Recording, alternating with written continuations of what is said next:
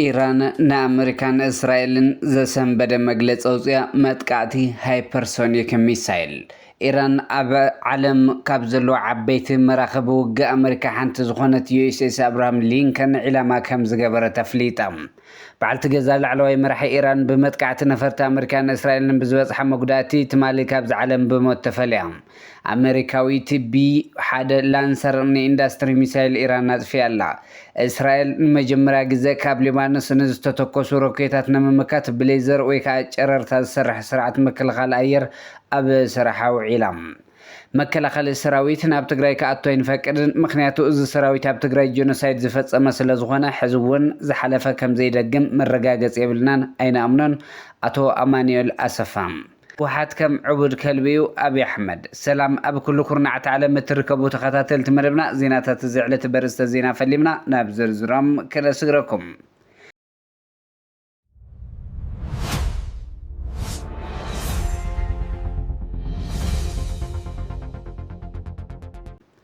كان أمريكان إسرائيل زسنبد مجلس زوزيا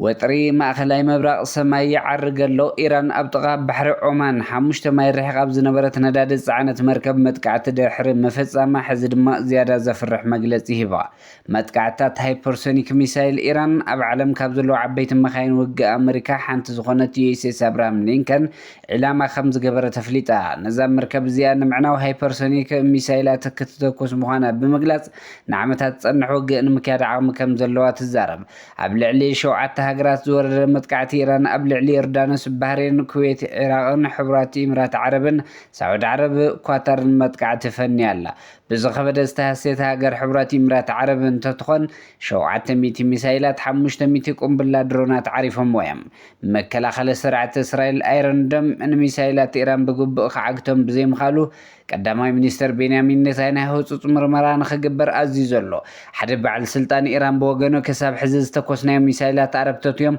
أتم زمناوين جنا أم مخزنات يوم زلو قبل متن كقطعيبو أزوكينات زي بزقصل انت داخينو حادث صار ميسايل نمتكام طرح لعلى $1 مليون سلازة حتت قطبة أمريكان إسرائيل أب حدقا كود كم زخلي جمد بريزيدنت دونالد ترامب أدلاين تخينو أب إيران أجر سراويت كانوا أتونو خيلنا ونيبلو ترامب تمالي سوني مس نيويورك بوست أبزو قبرو قال محتت أبلا سراويت أمريكا أدلاين تخينو نابيران كأتو كم زفكر نتا مع خنزينا قليسو اللاي أتى بريزيدنت مسيانا أبزو قبرو قال محتت أبرتعنا كان هرمم أي جمرنا لنا يلو أتى بريزيدنت أتى عبي معبل بحزق كمتسيو بمبال أتنكي غلهم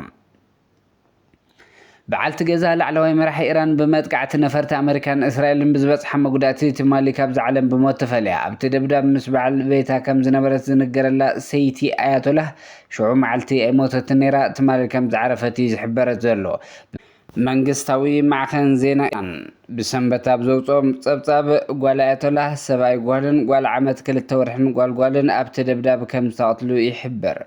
باقر زادة أبش حنشات ميتين سسان حموشن مسخاميني تمرع مسخاميني 4 وداتن كلتا والدن وليدم باقر زادة قوال 7 شعتن عامت نيرا أمريحنا تاقر زخون هزبا وحلافنا تاينبران ويوقعو تراي تساوتتن أتينا سعود أرام كوز عبي مصاري ندادي بناي إيران رونا توقع له أزي إيران دحري أبا عرب هقرات زلو ناي أمريكا ناي كينات بيزات يوم التبلون كامبتات موقع بغطتها من السعودة خلات مازخ القزيف كأيح مسمر نخيالا زي نابسال سايكينات عالم كي سقرز سقق اللي زلو انتخون بخال وقن دما سعوداوين ناي أمريكا تصري ميسايل مكالاخلن إسرائيل طرح يوم زحلو لزلو زلو وقصيتا كاب حزيوم يسمع لهم أمريكاويت بي إندستري ميسايل إيران نادفي اللام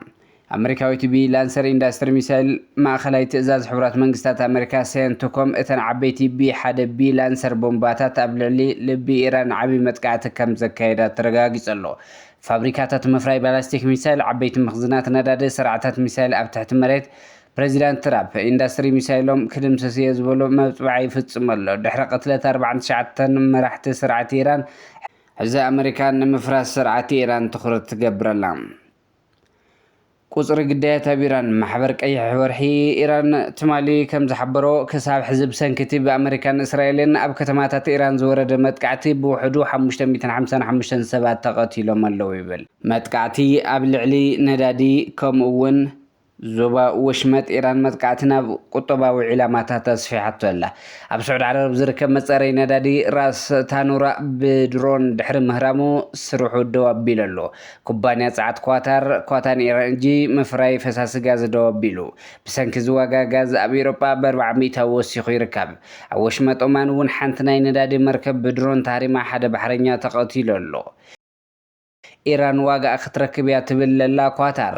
ኢራን ድሕሪ ብኣሜሪካን እስራኤልን ዝወረዳ ዝተዋደደ መጥቃዕትታት ሕነን ምፍዳይ ነብሰ ምክልኻል ንምትግባርን ብዝብል ኣብ ልዕሊ ጎረቤታ ዝኾነት ሃገር መደበር ሓይሊ ኣሜሪካን መላፍንታን ደኩና ንዝርከባ ክተጥቅዕ ምጅማራ ዝፍለጥ እዩ።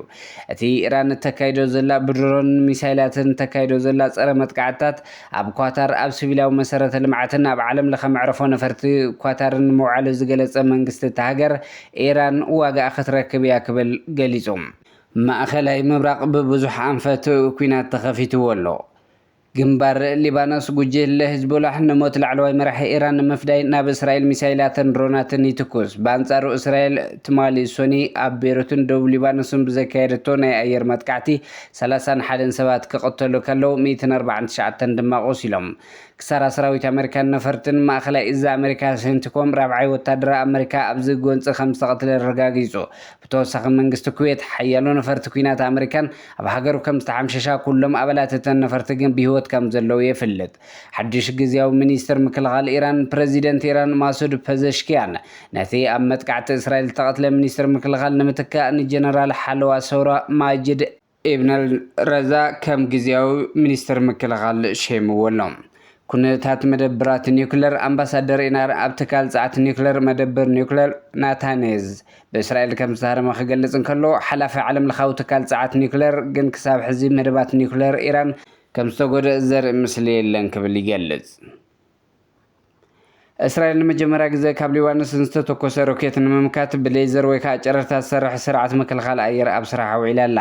እቲ ሌዘር ዶም ወይ ኦር ኢታን ተባሂሉ ዝፅዋዕ ስርዓት ምክልኻል ሌዘር ካብ ሊባኖስ ዝተተኮሱ ሮኬታት ብዓወት መኪቱ ኣሎ። እዚ ድማ ኣብ ጽላት ምክልኻል ሓድሽ ምዕራፍ ተባሂሉ ይግለጽ ኣሎ።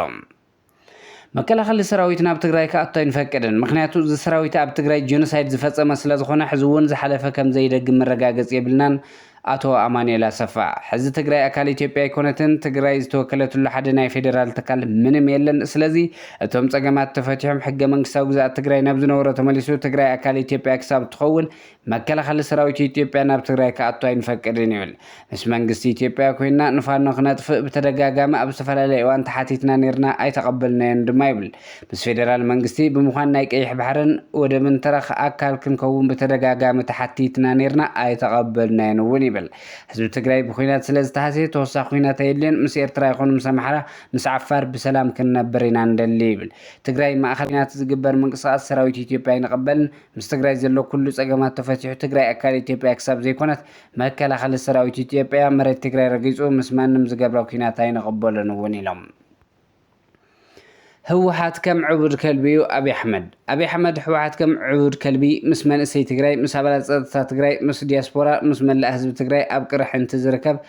ናብ መሬት ክወርድ ዘይኽእል ብብሉይ ክለሳ ሓሳብ ዝተኣስረ ውድብ ክብል ይገልጽ። አብይ አሕመድ ብትግርኛ ዝገብሮ ቃለ መሕተት ከም ዘመሓላለፈ ኣብ ዘላሊ ኢቢሲ ዝፈነወ ሓፂር ቪድዮ ህወሓት ንኩናት ምድላው እናገበረ እዩ ዝብል ዘቐርበሉ ሕቶ እንትምልስ ህዝቢ ትግራይ ሰላምን ልምዓትን ይፈቱን ሰላምን ልምዓትን ተቃልሱ ሰላምን ልምዓትን ድማ ይግብኦ በአንጻሩ ግን ዳግም ውግእን ዕንወትን ኣይግብኦን ዝብል ጽኑዕ እምነት ኣለኒ ክብል ከባጩ ተሰሚዑ። ህዝቢ ትግራይ ጆሆ ሒዙ ሞትን ምጉስቋልን ህዝቢ ትግራይ ከም መናውሒ ስልጣኑ ዝጥቀም ዘሎ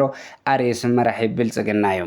ባርከስ ክቡራት ተኸታተልቲ መደብና ዜናታት ዝዕለት ኣብዚ ከንቢትና ሰሰናይ ንዓኹም ሰላም ንዓኺ ትግራይ።